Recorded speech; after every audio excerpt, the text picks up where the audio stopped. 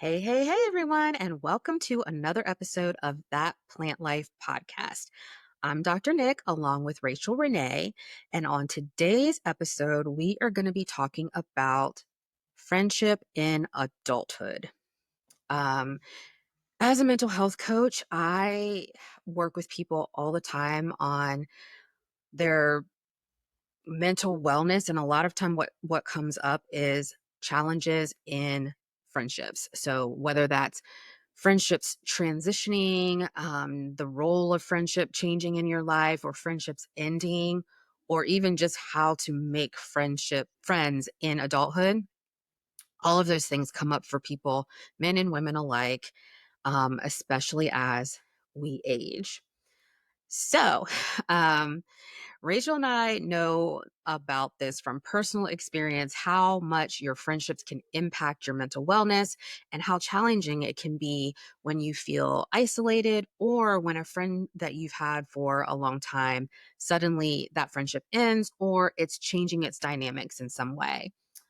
So that's what we're talking about today. Mhm. Um, and we know, Rachel, we know, right? Yes, sweet.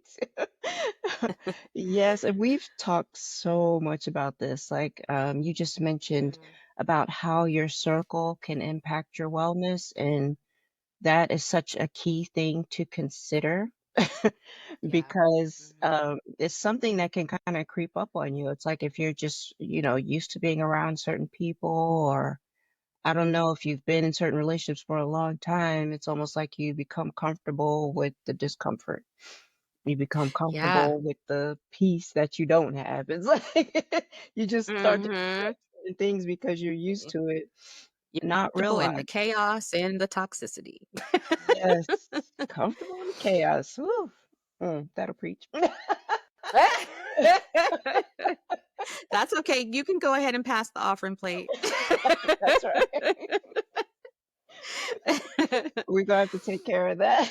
But it's so true. And it's like over time, like if you kind of check in with yourself, you may notice just how stressed you feel. If you check in with yourself, like, how do you feel after leaving certain people's presence? Do Mhm. you feel excited and happy about the time you spend, or do you feel drained and like, oh man, I wish I stayed home? And it's like sometimes we end up doing things more out of obligation versus it being something that is truly beneficial or Mhm. helpful or joyful. And it starts to take a toll over time. Like, I just had a very brief interaction that happened in my life recently. I met some new people and I was looking forward to building and getting to know these people. And I also had some major transitions going on in my life at the same time. So I was trying to work my situation out, get things in order. And next thing I know, these new people were interfering in my life. And I'm like, Mm. and you don't expect this. Like, one of the challenges that I think hinders adult relationships is because we've been through so many things over time that we kind of develop trust issues in advance. Mhm. But even with those trust issues, we're not necessarily looking for people to become a roadblock in our lives or create any type of Mhm. chaos. So it caught me off guard. I'm like, I'm trying to do something Yeah. that was extremely important to me. And then I have people that seem like they're sabotaging for what reason, I don't know. But I don't know if it was jealousy or just they're unhappy with their own lives. But it's like, why are you inserting yourself into my situation in a negative way? Yeah. And it was very stressful, very Yeah. stressful. Yeah. It's, I mean, that example is, I, I like my anxiety as you're telling the story. I'm like, ooh, oh, because I know how draining it can be. Even that sounds a little intense. Like they're actually maybe trying to sabotage your forward movement in an area or something like that. And I don't know if I've experienced that per se, but I know that when you're trying to navigate friendships, um when you're older, particularly when you're not in any type of school setting. Um, and you've already been kind of in your professional career and living life, maybe starting a family. It's it, it- I feel like people's unhealed spots in their lives Mhm, come out, and it's like, for example, I had this one situation where I felt like me and this person were great friends. I mean, such a significant person in my life. mhm, And we were actually planning a trip to see each other. We lived at quite a distance at that point in our lives. And something happened to where she couldn't come on the trip or come, visit. And after that, it was like she never spoke to me again, literally. mm, And I was like, I don't understand what is happening. And it made me question myself and question, like, kind of go back through all the conversations and it really did mess with my head for a while. It messed with my mental health because I was like, what happened? I mean, I remember crying over it because I felt mhm, so bad, and I felt like almost like, what do you think? Like I was not ambushed, but it kind of felt like I was like sideswiped or, just like so caught off mhm, guard by whatever the issue was. And this person may have had very valid reasons. I don't know what they would have been, but that's why I say that sometimes, like, this is why it's so important for us to take care of our own mental wellness, because when we don't, it shows up in our relationships and we can kind of act in ways that are counterproductive to building connection with people and sustaining connection with people. And that's what I've noticed. So I've had that happen in two different relationships where the person just completely disappeared, ghosted. They're gone. They do not want to be connected any longer. And when it's with someone that holds such a significant place as both of these ladies did in my life, it just leaves you like, what? mhm, And sometimes it makes you feel like, is it really worth the effort mhm. to go out and pursue new relationships? Because look what happened to this person who was significant in my life. So sometimes Right, it's like, oh, I'm good with what I got. I'm right, good, you right. know? Yeah, I mean, and I was so relating to what you're saying about how you're questioning yourself, like, "Did I do something?" It's like this mental anguish that comes about because 'cause you're Mhm. like, "Why is this person treating me this way?" Like, I'm just doing my life and Mhm. boom, it's like what you're saying is like the wind is knocked out of you almost in some of these situations. It's like, "Why Yeah. would you do this to me?" Like, Yeah. like Yeah. someone actively working against you or just disappearing. Like I've had that happen where someone just they ghosted and I later confronted them. I'm like, what Mhm. happened? And it was interesting. I thought I was helping this person. They thought I was trying to change them. So it was a Mm. misunderstanding, but also what it told me is that my friendship wasn't that valuable to them to try to work it out with me because they never even Mm. brought that up to me as a concern. I'm thinking Yeah. they were bringing several issues to me that and crying to me about several different things. Mm. So I'm offering some helpful things to, this is, something that's very hard for you. So, hey, why don't you try this?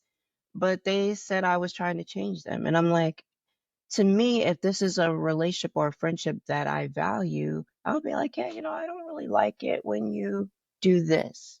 Or can you just Mhm. let me vent without offering any advice? Yeah. Problem solved. But I'm like, obviously, the friendship wasn't that important to keep. So I have to Yeah. accept that. Or yeah, it's true. It's like, or the person is unable to deal with their truth, like, like conflict, like their fear of conflict overrides whatever they felt about the friendship. And again, that kind of goes back to what I'm saying about Mhm. knowing yourself, knowing your triggers, knowing your mental, what, where you are, um, mentally and emotionally. And because when you're not aware, these things can kick up and impact your relationships, your connections with people. And when you have situations like you and I have both had, it can cause you to, recoil and not engage. And then you go through months and maybe even years of kind of being maybe isolated, or maybe only one or two friends, or friends might be far away, and then you don't have that right there community to connect with, to share with, to do life Right. with. And we need Mhm. that. It's an important part of life. And I think that's why so many people um that I coach, this is an issue that they bring up. Like, I don't even know how to make friends. I'm scared to make friends. Like, I hear that all the time. I'm scared to put myself out there. I'm Mhm. scared to see what this would be like. Do I even have time and effort to put into this right now, even though I really want it? It's like this conflict. Like, we know it's kind of good for us. We know we kind of want it, but Mhm. we have all of these um thoughts and potential barriers to moving forward and engaging in friendship as Right. adults. Right. But and the other side of it is like, okay, yes, it can be difficult to make new friends. It's hard to Mhm. trust. It's like, do I even want to go through all this effort? Do I even have time to develop it? But on the other side of that, like you're saying, is what? Like, do you have a lack of support? Do you have a lack of community in your life? And Mhm. it's like, you have to find the balance of being Yeah. intentional about, building healthy friendships and relationships and not totally isolating yourself. I've talked about that before, how it can be easy for me to slip into kind of isolating, because I'm an Mhm. introvert and I got my little my little badge here Ah. that has my energy meter, my social battery meter. Uh-huh. So, I mean, Mhm. my sister gave this to me. Hey, Nikki. But it's real. So it's like if I'm feeling like my social battery is low, I'm fine being by myself with my feet up. But then Mhm. there starts to come to that point where, man, I'm missing having that connection. What am I going to do? But it's like if you haven't been doing anything to feed your friendships and relationships, there's nobody around at that point. Yeah, So, absolutely. like, I'm interested to hear from you. Like, what are some of the Mhm. things that can be a negative impact of not having friendship and community around you? Oh, that's good. One of the first one of the first things that comes to mind is when something happens in your life that is challenging, stressful, overwhelming, negative, and kind of weighty. that's those are the those are the people that are reaching out to me for coaching. Something has happened in their life, whether it be a job loss, or a separation, divorce, a breakup of some sort, loss of a pet. Even I've had that, um, miscarriage, all sorts of things that people go through, that we go through in life, and you haven't necessarily been cultivating connection and relationship with people. So you're walking through that situation alone. And sometimes even people who are married feel alone because they don't want to overburden that spouse or partner, but there's no friends around because this isn't something that we've cultivated. So that's a one major thing, is like having support through challenging times in your life. And the other thing is loneliness, just on a day-to-day basis, just feeling lonely. And I think after COVID, this was heightened.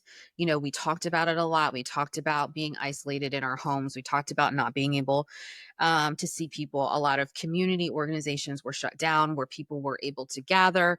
And that really impacted because once things started opening back up, people got used to being at home. They got used to not connecting. So for some they may have bounced back and gotten into their, whatever it was that they were involved with before, but for some people that really took a toll, and some people really still have not gotten back into the same communities, the same activities, the same friendships and connections that they had pre-COVID. So it's that kind of that loneliness and almost like you're now used to this. It's kind of become your, I don't want to say easy, but it's just become kind of like the way that Mhm. just the way that things are. And so it can take a lot of effort and motivation and energy to be able to shift back to doing things that feed community and feed connections, because it does take some effort and some mental and emotional energy to do that. So I would say those two things definitely, like the isolation day to day, and then having people that you can lean on in times of stress, sadness, overwhelm, grief. Um, when Yeah. you don't have people, that's really Mhm. tough. It's really tough. Mhm. And you may not even realize what you're missing out on until later. Like that happened with me. Mhm, And I think about it, I'm like, we we don't come into this life alone. Like we spend time in the womb feeling that warmth, hearing our mother's mhm, voice. We start mhm. life with intense connection, and then we're Yeah. dependent on those connections for years and years for different reasons. Like throughout the early phases of our life, we're so dependent on that connection. And then it's like Mhm, all of a sudden one day, maybe we think, oh, I'm not supposed to need these connections anymore. But that's not mhm, true. And it's like as a young adult, it seems like I was on this mission to prove that I had it. I could handle everything. And I mhm. unnecessarily overburdened myself. And I was a young divorced mother trying to figure everything out on my own. And I had some really tough days trying to do that. And then later on, when my son was a preteen, I got him involved in Marcel Anderson's Accelerating Men Hey, Mentoring Program, Marcel. Raleigh, North Carolina. And he has a bridge parent group that's connected with the mentoring program. So while the young men are being mentored, the parents have their own community, and it was just brilliant. But I realized I really could have used this type of community as an earlier mom as well, like, Yeah, and I missed out on that. I'm like, man, yeah, it just makes such yeah. a difference to hear other people echoing the same experience, the same thoughts. And Mhm, I'm like, all mhm. those times I felt alone, I felt weird, I felt strange, I felt weak, when all along this is just what most parents go through.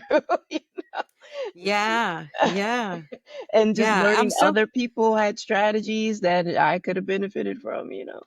Yes.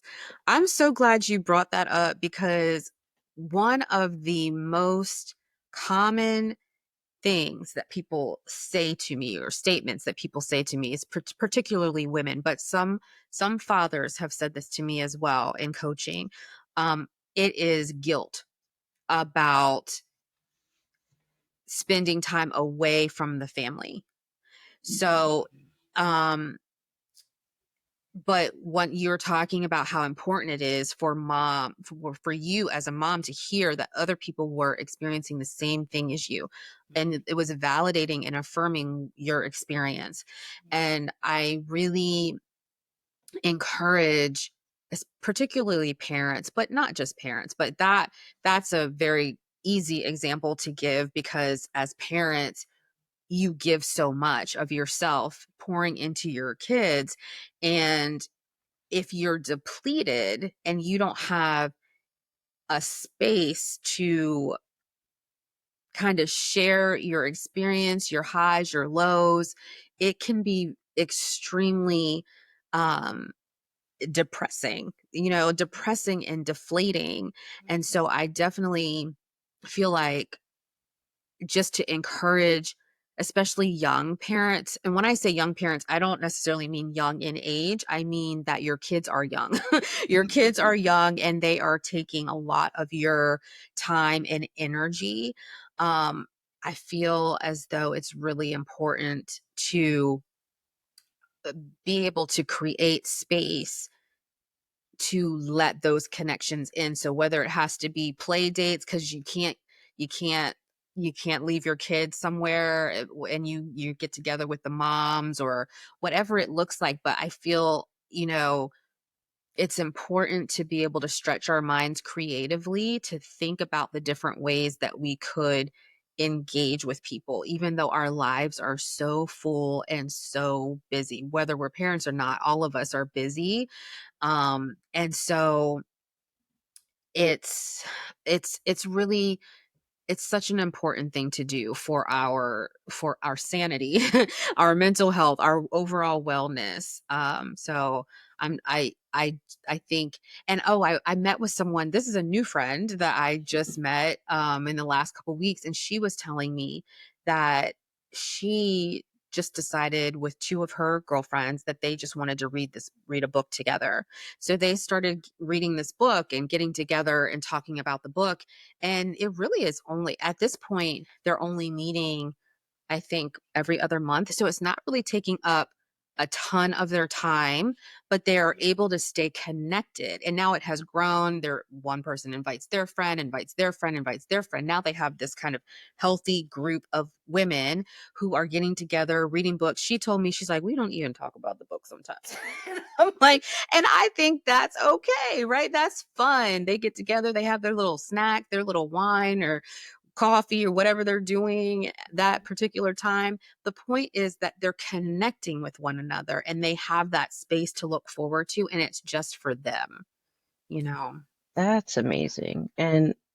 And I imagine because, especially if you're connected with people that are kind of in a similar phase of life as Mhm. you, you're all busy, so there's no expectation that you're going to be together all the time. Like, Exactly. you're probably of the same mind about, hey, I have but so much time to devote to this, so it doesn't have to feel like a huge obligation. Um, Yeah. yeah, so I know that the first time I moved away from home, when I moved to Raleigh, I was super intentional about joining up and meeting people because I didn't know anyone else there besides my husband at the Mhm. time and my son. So I got involved at church. I found a women's group from a mutual friend and got really involved in that. Like I threw myself into that. I took classes Mhm. there, I volunteered there, and made some really nice friendships there and got some mentoring and all kinds of things. And it was such a beautiful time. And I had never done anything like that before because I was so used to being self-sufficient and just, Mhm. taking care of me. But it's because I was moving out of state, I was like, hey, I got to do something different here Mhm. because I don't know anybody.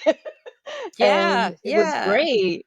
So I just wonder, like, what are some of the things that you share with people? And also, like, you are amazing at creating new connections. Like, you just moved to a new place a couple years ago, and you have so many Mhm. pockets of people in your new state. So, like, what's some advice Mhm. that you can give people about it being intentional about that kind of thing? Yeah, well, first, thank you for the compliment. Thank you for the compliment. It is, it's so funny because I don't know how I got that way, because I am truly, truly an introvert, and I don't know. I really don't know how that happened, but it is true. As you have witnessed, whenever I go to a new area, new place, eventually I'm gonna find the pockets of people and we're gonna have fun. Mhm. Or we're gonna be involved in something or creating something or doing something or whatever. But let's see. So I moved to Little Rock, Arkansas about 2 years ago. At this point, it's been a little over 2 years, I think. Now, I will say when I first moved to Little Rock, I really wasn't investing in um making connections. It was like I had to adjust to the move. I had to like get myself together, but it didn't take long until I was ready to do that. So I do want to put that out there too, that this isn't just we're not just saying, "Oh, you have to go out and make friends all the time. That's what you need to do."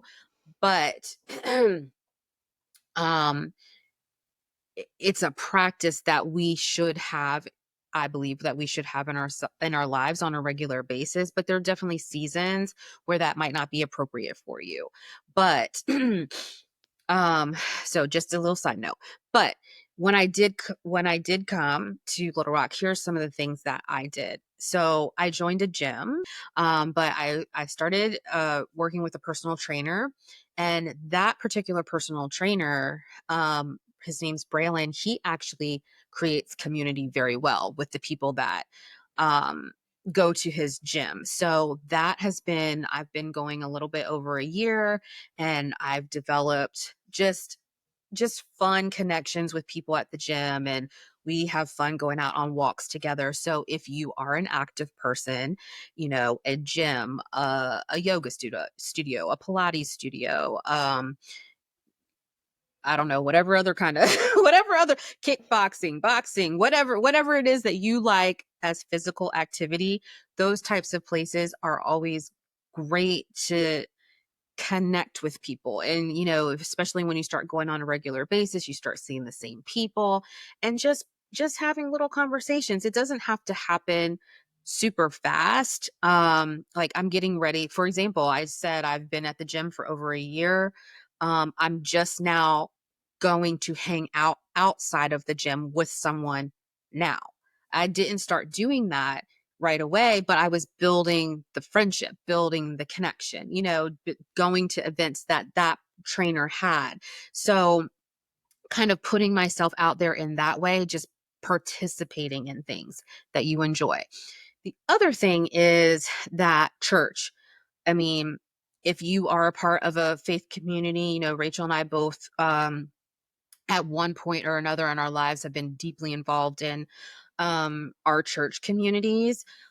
So when I moved, I looked for a church. I wasn't really ready to like dive in because I had just transitioned. But now, after I've been here for a little while, it's opening up. I'm diving in. I'm trying to look for things within that church community that I can do that don't demand too much of my time, because I honestly don't have a lot of time to give. But if there's something that I can do, and using my skills, using my gifts, something that I would enjoy, that I can kind of be a part of, that's what I've started to do. And I have started to make friends that way. Like the story that I just told about the book, the lady with the book club, that's someone that I met at my church. So things like that. And I have to plug the plant community because the plant community is, come on. Plant people are awesome.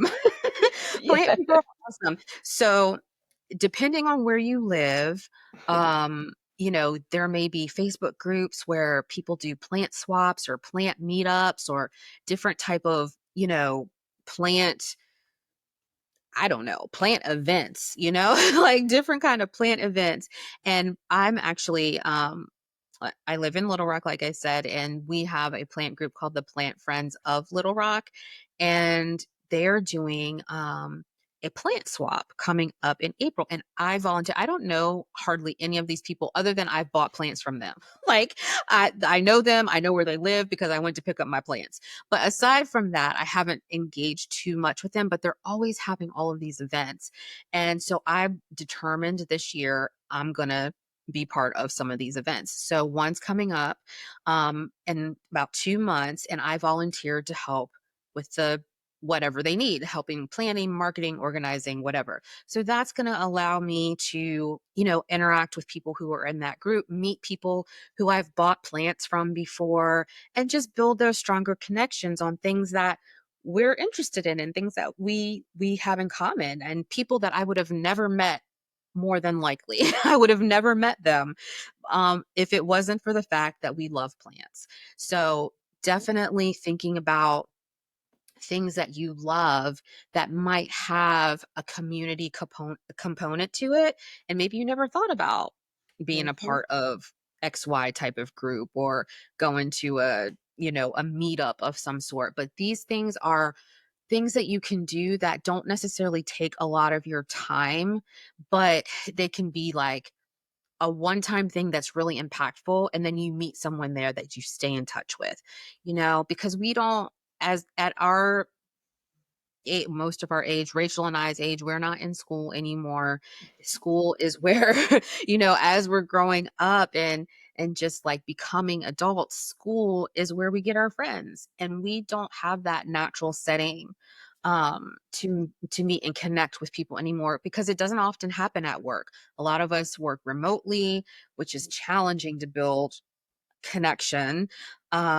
Although it can be done. I work remotely and I have done that. But it can be more difficult to do. And then, if you don't work remotely, you're just busy. You're trying to get there, get your stuff done and get home. Mhm. So um I I would just say just really be intentional about thinking about what amount of time you have to devote, but also what are the things you love, what are the things that you enjoy that you can kind of look up and see, is there a community component to this thing. And for parents, play dates, social groups, you Mhm. know, support groups that exist for different things that parents are going through. Like I get a lot of people who are dealing with their children have ADHD. So there are support groups for certain diagnoses and certain things that may be overwhelming your life. If you just kind of do a little search, you will find resources on those things. Absolutely. That's so good. I'm so glad that you shared all that because that is a topic I'm really passionate about, like people Mm, needing to build community because I think it saved me at different times in my mm, life. Like mhm, how I said, I was so intentional about building community in Raleigh, and then my marriage ended up falling apart while I lived there. And it was that same community that I built that mhm, helped me so much in those days before, I ended up moving back home. But in that little interim period, my community there held me up. Like I was living with some friends that I made there. 2 different times. I had other friends helping me move, like, come on. Like, I went from not knowing anyone there to having mhm. people rally around me in a moment where I'm like, "What do I even do next?" I had to figure everything out, you know? Yeah, And, I mean, if you're not building community, where do you get that from? Especially when your family is miles and miles away. They can't just run at a jump of a hat. And my family is super supportive. Like I couldn't ask for a better family. But sometimes, if you're separated from them, what are you going to do? So I love absolutely. everything that you shared, all those different ways. And it's so organic, like the way that you went through how you did it. Like it started with something that you love to do, so now it's like, you're not like, hey, let me go to this thing and try to meet some people. You Right. That is so funny and it's so true. And people, especially men, I don't mean to pick on men. I love men, okay? I love y'all, but men are funny because the men that I've coached around this topic, Mhm, I find that they are like they'll go to like an event or like there was one person in particular that I was coaching, and they were very interested in other cultures. So they found a meetup of, I forget which culture was like his main, maybe Filipino culture, I mhm, think. And he found a meetup of people who were Filipino, and there were certain games or something from their culture that they were doing. And he went one time and was like, "Oh, I didn't make a connection." I'm like, "What? This is something this is something that happens after time. Like Mhm. you cannot. So again, as I'm encouraging you to, research and do the things that you like and create space for the things that you love and find those community components, also don't expect to have a bestie like the next day after you start. Like it really it really does take Mhm. some time. And again, it doesn't have to take a lot of time, but it does have to take intention. So you can't just go one time. I mean, maybe there are some wonderful, amazing stories where you just meet someone right off the bat and it's like, boom, you're friends forever. But typically on those community type things, you have to keep going to them. You have to keep going Mhm. and kind of being willing to open yourself up and put yourself out there, ask people questions. How are they? How are, what's your job? What are you doing? What things do you like? You have to kind of put yourself out there and show that you're open to connecting and building for these things to really grow and take off. But you're doing something hopefully that you enjoy. So like if I go to a plant event, I'm not going to be sad if I don't meet another plant bestie right away cuz I got this plant. Cuz Yeah. I'm enjoying the plants. Right. So that's why I say like it's important to really think about the things that you enjoy so it doesn't feel like okay, I got to go and I got to meet this person and then they're going to become my best.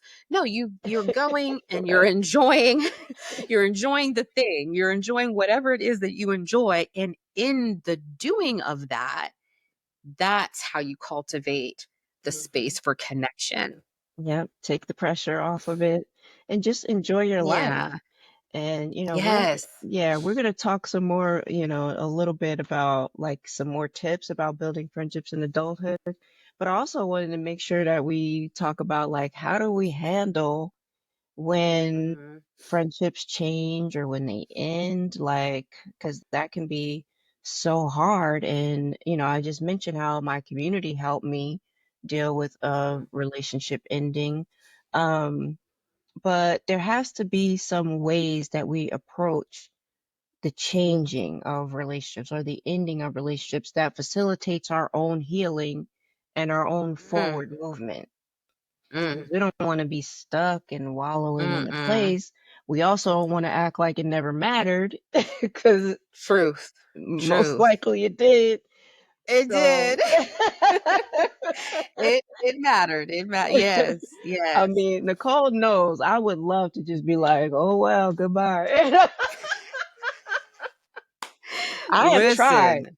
and I have been Mm, upset because it seems like, when I was younger, I was conditioned like, fix your face. Fix your face. What are mhm, you crying about? So I noticed, just a few years ago that if I felt sad about something for more than a day or two, I was beating myself up about like, girl, what is wrong with you? mm. And I talked to Nicole about it. I had a coach. I went to my coach and I was like, Coach, I need you to give me some assignments so I can get myself out of this funk. She was like, I'm not going to do that.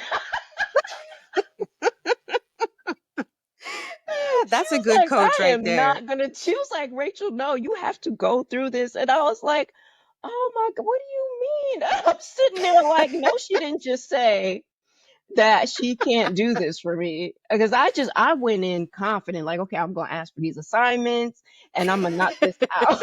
And she was like, no. So shout out to No. Lakeisha Hines. Whoop, whoop. Thank you for your honesty and candor and letting me know that Yes. that was a no-go. And I had to face those Yes. feelings and feel those feelings. And then Nicole so eloquently told me, like, Rachel, that's a sign of how open you've been during this process. Your heart has been more open, and that's why you're experiencing that. And I'm like, but I still don't want to feel it. But we have to. Listen, we have to. You and I both know Jackie Dorman. Okay, Jackie Dorman. Shout out to Jackie Dorman because she's Jackie. amazing, but she will tell you you have to feel the feels to Feels to heal heal the the feels. feels. Yes, you gotta feel the feels to heal the Feel the feels. feels. And, when friendships change or dissolve, it can be extremely painful. It can be extremely painful. And, I'm thinking of one relationship in particular that I had that is no longer, and it is painful. It is painful. And now for me, like right now in this moment, it's not so much painful anymore. It's more of like, just wow, that's a significant loss. However, I cannot continue to spend another moment of time trying to figure out what went wrong, trying to figure out why this person will not speak to me, trying to figure out like this is no longer my issue. I have to grieve what was and continue moving on. Now, I wasn't at that place when it first happened. When it first happened, I was like, "Oh, what in the world happened?" And I was trying to figure out. And honestly, I actually moved to the same city as this person and tried to connect and tried to like, because years have gone by at this point. So now I tried to connect, and that was met with silence.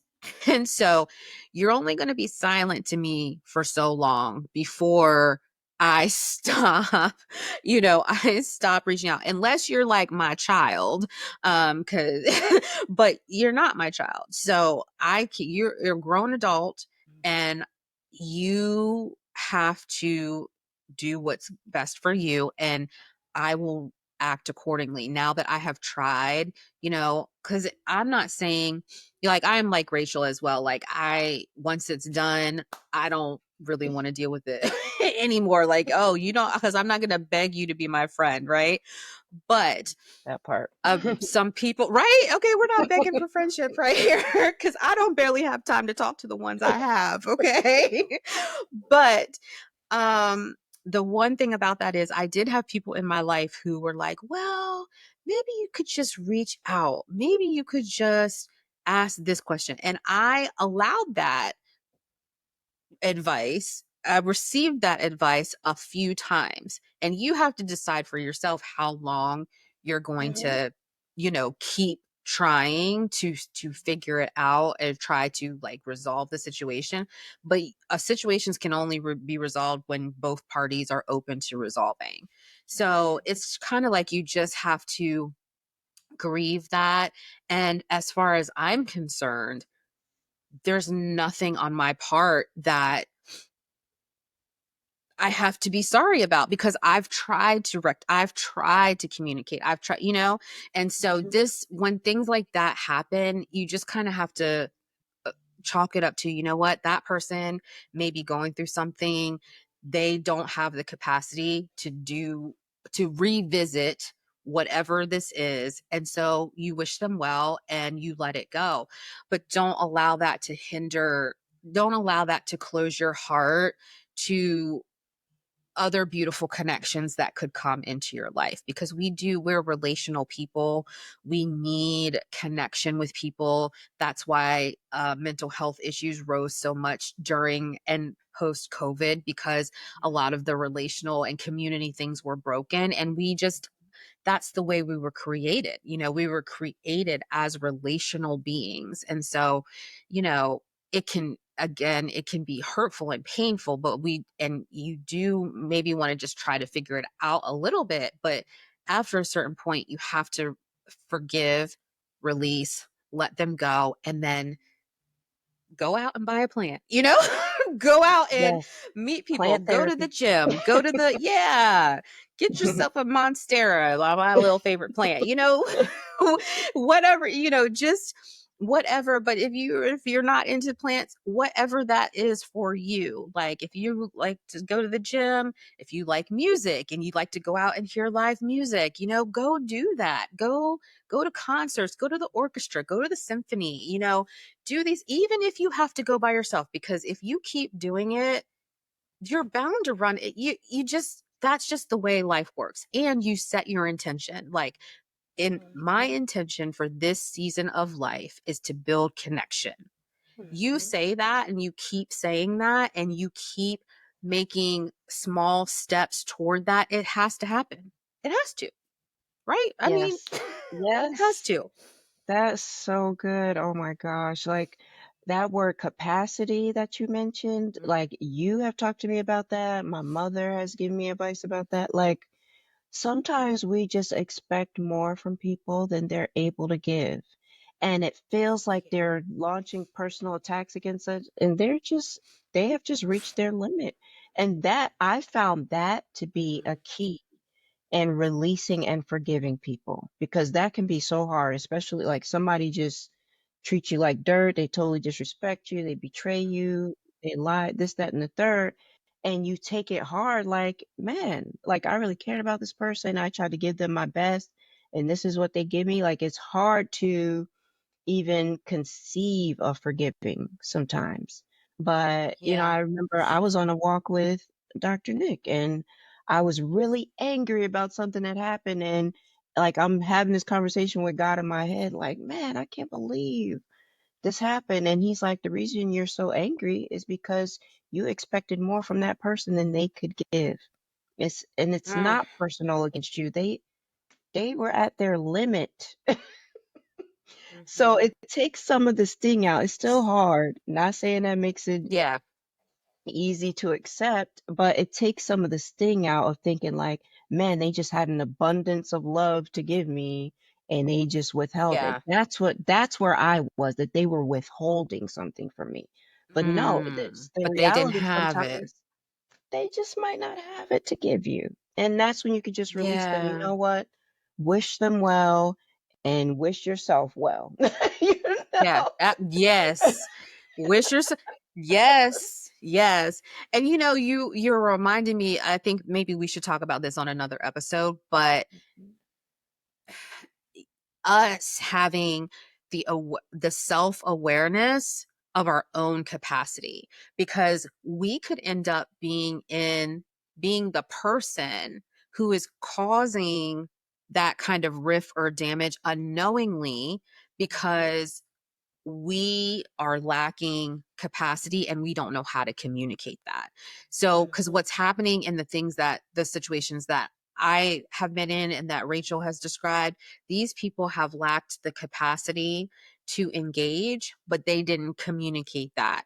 And we can't necessarily expect everyone to do that, but we can be responsible for our own ability and a self-awareness and say, you know what, my intention is to be so self-aware of where I'm at that I'm able to communicate to the people that I care about in my life where I'm at, what I can do, what I can't do. Those are healthy boundaries. That's living from a whole place because you are aware of what is going on with you. And so that I feel like is something that we don't talk about enough, because we talk about the person that hurt, the person that did this, the person that did this, the person that left, the person that this. But and and that's valid to like talk through those feelings, but we can only be responsible for ourselves. And so I think it's really important, as we are encouraging you to stay rooted in wellness, that's an aspect of staying rooted in wellness, is to be self-aware, know yourself, be open, allow yourself to, like Jackie Dorman, feel the feels, feel all of the feels, so that you can heal those places inside of you and really be confident and clear in expressing where you're at, what you're able to do, and what you can't do. That's a really important skill to have, just as a human, because we're Yes. connected to people and it's important. Yeah, that is so good. And just along with continuing that thought of protecting your wellness, like that has to Mhm, be a top priority. And one of the things, particularly in a bad ending of a relationship, whether that's a romantic relationship or a friendship, if someone has like I'm not suggesting this for every situation, but if there's a situation where someone has repeatedly hurt you and shown just a total disregard for your well-being, sometimes you have to make a clean break. Like Yes. in your thought life, in your physical life. You might have to block that person from your phone. You might have to block them from your social media. And I have done this not to block that person out, but to block myself out so that I'm not Mm, obsessing over this person. Like, why did they do this? What are they doing now? What are they talking about? They better not be talking yeah. about me. You know, I do it to mentally like condition myself like this is no longer a factor. I'm moving on. So I cut myself off. It's not, oh, people are Hmm. like, oh, that's, a little drastic to be blocking a person. I'm blocking myself. I'm giving myself a boundary. Do not Mm, cross. This person is not part of your life at this time.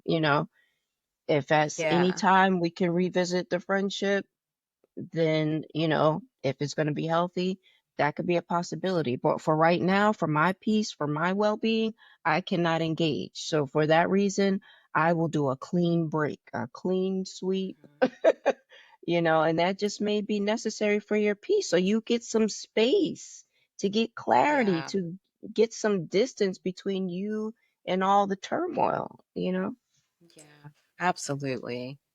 So, Yeah. I mean, I yeah. think it sounds like another podcast episode, I Rachel. think so. I think so. This is a big We got to talk conversation. about it. It is. It is a big Mhm. conversation. And I know Yeah. that you and I both are very passionate about making sure that people are really living from a whole healed place. And a lot Mhm. of that has to do with your ability to be self-aware, as I said. And we want you Mhm.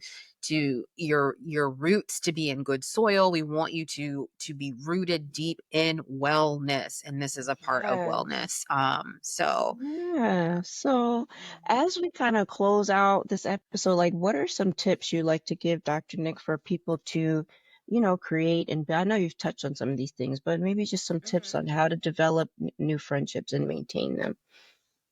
Okay. Mhm. Um, one is I know I keep saying I we should do a tally of how many times I said self-aware in this episode. But I really do want, number one, for you to get to know yourself because a lot of times in adulthood, we have worn so many hats, especially parents, or if you're a caretaker of parents or anyone, you kind of lose yourself in that caretaking role, that parenting role, whatever job you have could be all consuming. And sometimes, um, one thing that I've heard a lot from people that I coach is I don't even know who I am at this point because I've been so focused on all these other things, helping everyone else, keeping everyone else afloat. So, number one, you do have to be self aware. You have to know yourself. So, spend time getting to know yourself. And whether that looks like journaling, whether that looks like, even like revisiting, like I like to revisit old pictures, old yearbooks, I was a big scrapbooker, so old scrapbooks, anything that connects like to the heart of who you are, dreams, desires that you've had. Really tap into that. Just spend some time with yourself, getting to know yourself, because that way you can do step two, which is reaching out and getting yourself involved in the things that bring you life. So, like Rachel and I both love plants. Anytime there's a plant event, we're going to have fun. It doesn't matter who's there, what's going on. If there's plants there, we're having fun. So, for us, like seeking out those things. I love art, so painting, any type of creating. Like I'm getting ready to go with a new friend here where I live. We're going to go do pottery together. So for me, anything creating, bright colors, all of that brings me life. So I want you to find what brings you life, like really, and don't just say I don't know. We can't, I mean, you may not know, but what are we going to do to figure it out? Experiment, ask people, ask if you have a close friend, a spouse, a child even, because Rachel, I know your child spoke into your life about writing. So like Yes. these people who have seen your children, especially, even, well, they can still be young. Her child was young when he spoke into her life. But if you have children and you've been taking care of them, they know you. They know you. And so you can say to them, like, what do you think? What do you think? What do you think about mom? What do you think about dad? What do you think I like to do? What do you think my favorite colors are? Like, it sounds very simple, but connecting with these people and allowing them to speak in your life, if you have no clue, if you're just like, I don't even know, ask them. So being intentional about stepping into things that bring you life and bring you joy and kind of fuel your positive energy, is number two. And then number three is finding, this kind of goes along with number two, but finding communities that already exist, like if you're a part of a faith community, figuring, and you haven't been involved, figuring out ways to be involved to the capacity that you have, because this isn't about overextending yourself and making yourself say yes, yes, yes to everything that's asked of you. This is about finding what brings you joy. So, you have to be very intentional about, that's why you have to know yourself, because what do you have the capacity to do? How much time, how much availability do you have to do the thing? So it's like you really have to understand who you are and what season you're in, and then understand what brings you life and joy before you can even say, oh yeah, I want to do this. Because do you have Mhm. time to do that?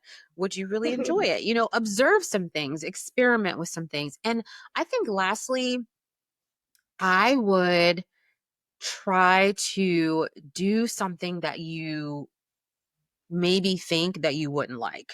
Like, just be adventurous. Like, add a little Mhm. adventure to what you're willing to do. And again, it doesn't have to be, oh, I don't like this, so I'm going to go try that and I'm going to do it every week. No, it's just kind of like sparking a little bit of interest, doing something out of the norm.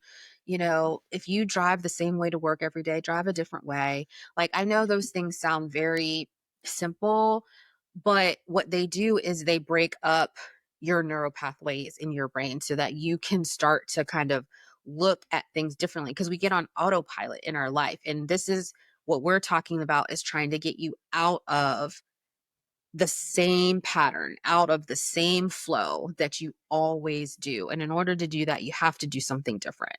You have to kind of break it up and do that kind of self discovery of who you are, and making sure that you truly are aware. You're self aware. So if you don't hear anything else from this episode, you have heard us say, we need you to be self aware.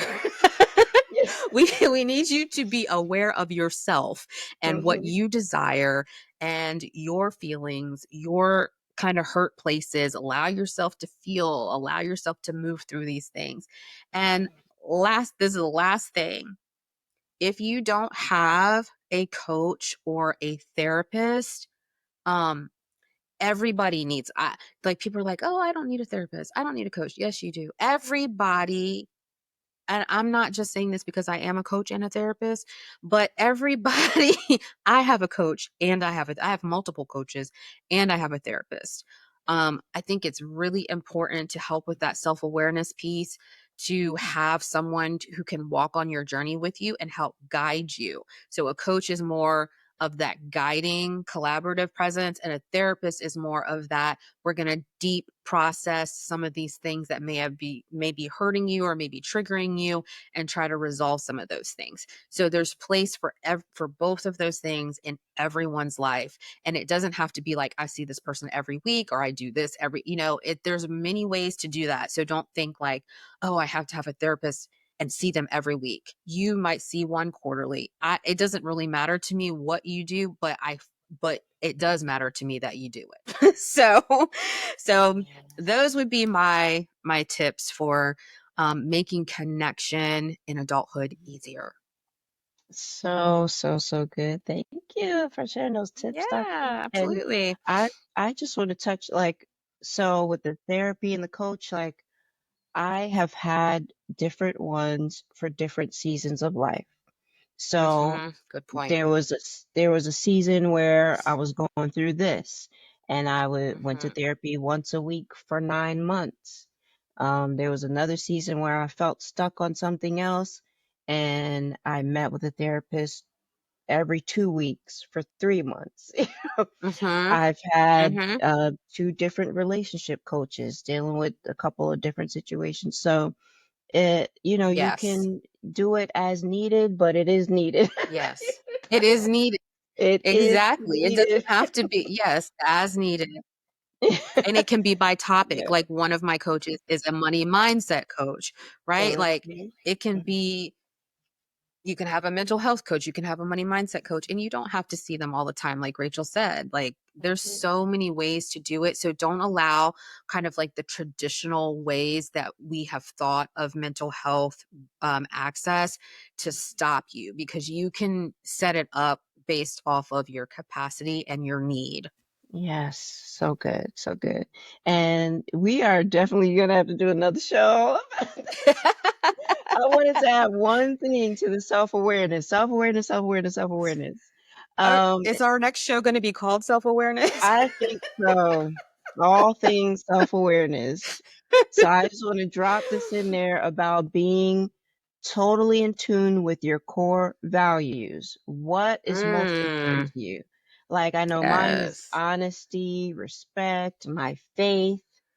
Those are some of the Mhm. most important values to me. So that Mhm. makes it a bit easier in determining, okay, when you meet people, is this someone that could be part of my inner circle? Because if your core Mhm. values are not in alignment, that's going to be a world of stress if you invite that person deep and close into your circle. So Amen. that's another Mhm. reason to be super self aware about your needs and what is important to you. So, thank you, Yes. Dr. Nick, for highlighting those points. We need to be self aware. We need to be involved in things that we enjoy. We should connect with our faith communities if that's part of our life and try some new things. Try some new things and definitely, Yep. connect with coaches and therapists that can help us along the way. So thank you so much. And, we just appreciate all of you for joining us in these Mhm. conversations. We just enjoy this so much. Like, this is so fulfilling. Like, do you feel Yes. that way? Like, I absolutely love it. I can come into one of these and be so exhausted and so like all over the place. And then I start talking to my plant mom bestie, and I'm like, all that stuff floats away. I'm like, yes, this feels so good. I love it. it does. It Yes. really does. And it's another benefit of having a great friend. Yes. It energizes Yes. you. So Hmm. on behalf of myself, Rachel Renee, and Dr. Nick, just thank you so much for joining these conversations with us on the Plant Life Podcast. And please remember to like, share, and subscribe at that Plant Life Podcast across social media. And just remember to stay rooted in wellness. Bye.